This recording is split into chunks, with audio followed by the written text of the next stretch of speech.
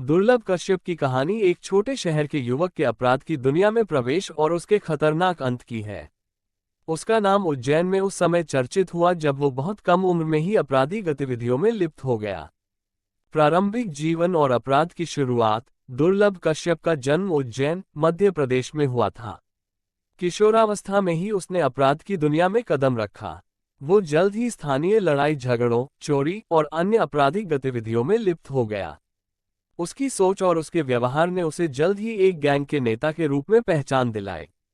Social media पर अपनी छवि बनाकर वो अपराध को एक रोमांचक जीवनशैली के रूप में प्रस्तुत करता था, जिससे उसे कई युवा अनुयायी मिले। सोशल मीडिया पर पहचान। दुर्लभ कश्यप ने अपनी पहचान को बढ़ाने के लिए सोशल मीडिया का भरपूर उपयोग किया।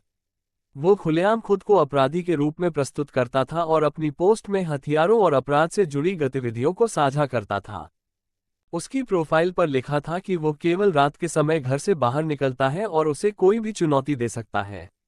यह उसके साहसी और डरावने व्यक्तित्व को दिखाने का एक तरीका था, जिससे वो युवाओं के बीच लोकप्रिय हो गया।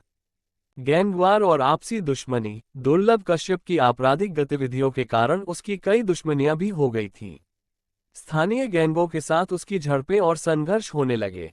उसकी लोकप्रियता और बढ़ती शक्ति ने दूसरे अपराधी गिरोहों को चिढ़ा दिया, जिससे उसकी कई बार हिंसक झड़पें हुई।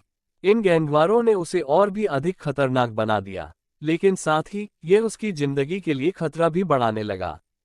दुर्लभ की हत्या। 2020 में दुर्लभ कश्यप का जीवन ट्रैजिकली समाप्त हुआ। एक व्यक्तिगत दुश्मनी के चलते उसकी हत्या कर दी गई। उज्जैन में रात के समय एक झगड़े के दौरान उसे गोली मारी गई, और यह घटना उसके अपराधी जीवन के अंत का प्रतीक बन गई। उसकी मौत ने उसके जीवन के खतरनाक और विनाशकारी रास्ते को समाप्त कर दिया, लेकिन उसके नाम ने कई लोगों के बीच खौफ और चर्चा छोड़ दी।